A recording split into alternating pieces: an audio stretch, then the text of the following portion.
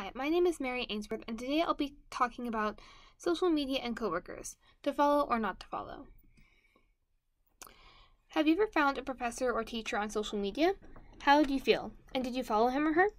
This question is actually debated by some people, showing that social media norms and rules are not clearly defined. Society constructs what is acceptable and what is not, and since technology is still relatively new, we have not quite figured out what is okay and what is not. This is especially relevant in the professional realm. Companies have been slow to define policies and guidelines to provide employees, leaving it up to ourselves to decide how to handle social media and coworkers. Clearly, there is ambiguity and a lot we can learn about this topic. Today, I will cover the general pros and cons of connecting with coworkers on social media, the different things to consider, including the industry, the specific company, your role within the company, and your personal preferences. Next, the different norms on social media platforms as specific applications you are using can significantly change what is acceptable. And last, some tips and features to use as well. First, going into the pros of following coworkers. For one, you can start to feel more connected and like genuine friends if you follow them. Normally, when someone follows the other on social media, it shows that they are curious about their life and they want to know more about them. If the other person follows you back, this creates a positive emotional environment in the workplace as well. Also, this implies that you have something to hide when you follow them. If you refuse to allow anyone to follow you, for example, a superior could be suspicious of why that is. Of course, you can simply value your privacy, and it is not ethical to think less of an employee just for keeping their account private, but the preferred option would be to make sure your profile is presentable and visible for anyone. Last to consider is the aspect of network building through social media. When two team members follow each other on social media, they stay connected even after one might go on to work at a different company. The benefit of social media is you always have the option to reach out to them again, and if you need something or if you hear about a job offering, you can let them know. It can create opportunity. For the cons, first, when you decide to follow someone and they follow you back, this means that they can now see many parts of your life that you otherwise would have never let them see.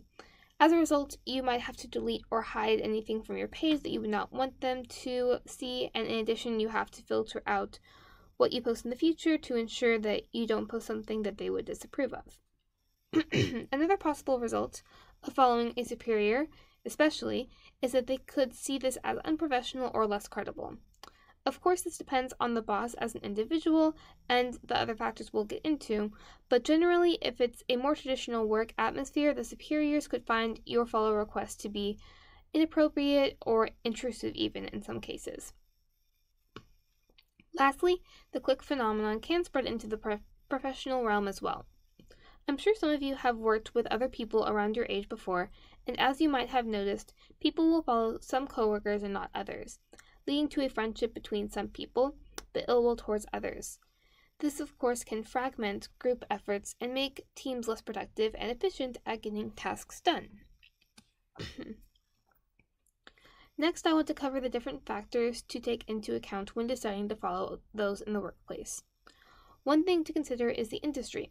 Working in a factory constructing machines, for example, or working as an engineer coding programs, and working as a public relations director are all extremely different, and they influence how you interact with others in your department.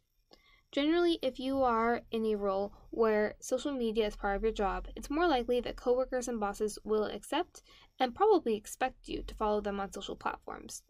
For example, I work as an online community manager, and both the founder of the company and my direct supervisor followed me first.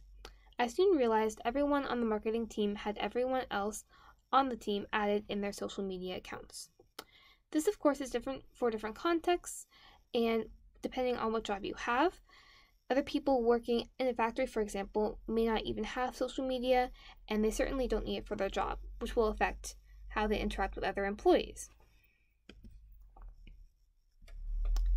Another thing to consider is your personal preferences. Has anyone ever requested to follow you that you did not feel comfortable allowing them to follow you? What if that person is a coworker? Sometimes we may prefer to not intermix our social world with our professional life and the people in it. This is normally acceptable and there should never be an instance of punishment or reprimanding as a result of not adding coworkers. Ultimately, if there is no social media policy in the company, you can decide to follow them or not based on whatever you prefer. It's recommended to consider these factors I'm going to cover upcoming next as well. The last thing you want to consider is, of course, the social media platform you found your coworkers on as well. LinkedIn, Instagram, and Twitter are all significantly different and have different rules that people follow. First, LinkedIn is normally a safe bet. This is meant for professional networks to be fostered and maintained. If you want to add someone from work on here, you shouldn't need to worry. Next, Instagram can be a little more risky. This is a place where people can post more casual pictures, captions, and stories, and they are usually less filtered and less professional. When considering Instagram, it's important to consider the specific company and its social environment. Last, Twitter is unique as well. It has the potential to be used in a strictly professional way, or it can be used simply for posting status updates or interacting with friends.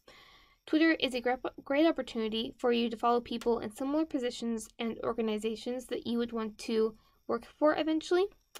So see what these people post and how they post and use their platform. Specifically, people with a focus on journalism and media studies want to be following other professionals in that industry on Twitter, as these people are usually very active. Next, I want to go over some things that you should not be posting if you decide to add coworkers and superiors. 1. Posting on a day when you called in sick.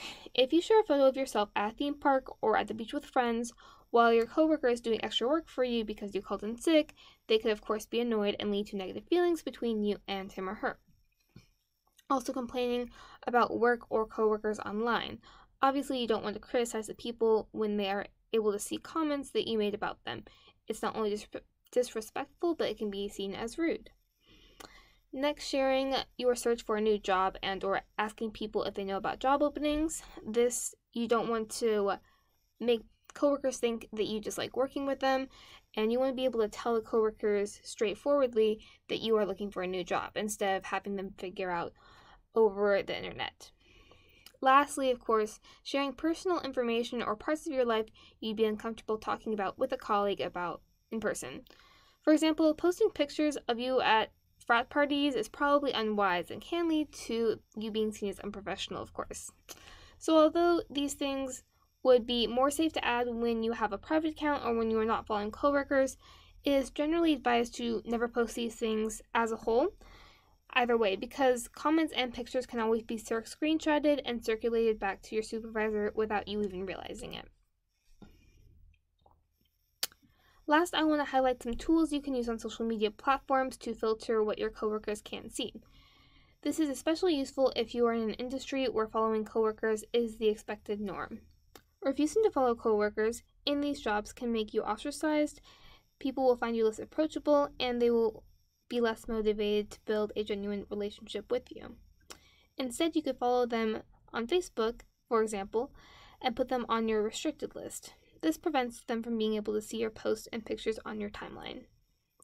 Another option on Instagram is to hide your story from them. This will prevent coworkers from seeing anything you post on your Instagram story.